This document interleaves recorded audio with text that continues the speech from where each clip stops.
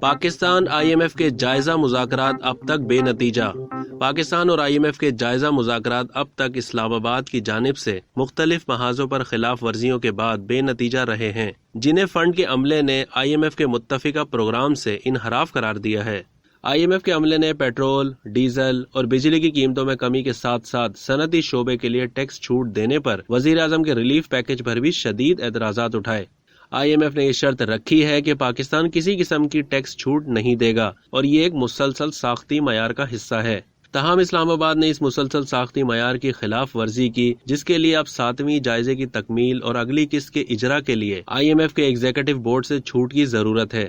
مالیاتی اور اقتصادی پالیسیوں کی یادداشت پر اتفاق رائے کے لیے آئی ایم ایف نے اسلام آباد سے کہا ہے کہ وہ ڈسکاؤنٹ ریٹ میں اضافہ کرے، زر مبادلہ کی آزادانہ نقل و حرکت کی اجازت دے، کامیاب پاکستان پروگرام کو کم کرے اور اسے سمجھدار مالیاتی انتظام کے ساتھ ہم آہنگ کرنے کے لیے ریلیف پیکج کے اقدامات کو ریورس کرے۔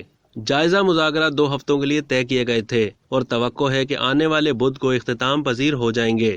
اعلیٰ سرکاری ذرائع نے دی نیوز کو تصدیق کی ہے کہ دونوں فریقین 6 ارب ڈالرز کی توسیعی فنڈ سہولت کے تحت 7ویں جائزے کو مکمل کرنے کے لیے نئے سرے سے کوششیں کرنے کے لیے اگلے ہفتے تک بات چیت جاری رکھیں گے۔ پاکستان اور آئی ایم ایف اس توقع کے ساتھ 4 سے 16 مارچ 2022 تک مذاکرات کے شیڈیول کے ساتھ ورچوئل جائزہ مذاکرات کر رہے ہیں کہ وہ عملے کی سطح پر معاہدہ کر سکیں گے۔ پاکستان کی جانب سے اعلیٰ سرکاری مذاکرات کاروں میں سے ایک نے بتایا کہ امید ہے اگلے ہفتے مذاکرات مکمل ہو جائیں گے۔ ریلیف پیکج اور صنعتی فروغ پیکج کی وجہ سے کچھ اضافی وقت لگا ہے۔ اب تک کے لیے اتنا ہی۔ مزید معلومات کے لیے ڈیلی جنگ کے یوٹیوب چینل کو سبسکرائب کرنا نہ بھولیے اور فیس بک کے پیج کو بھی فالو کرنا نہ بھولیے۔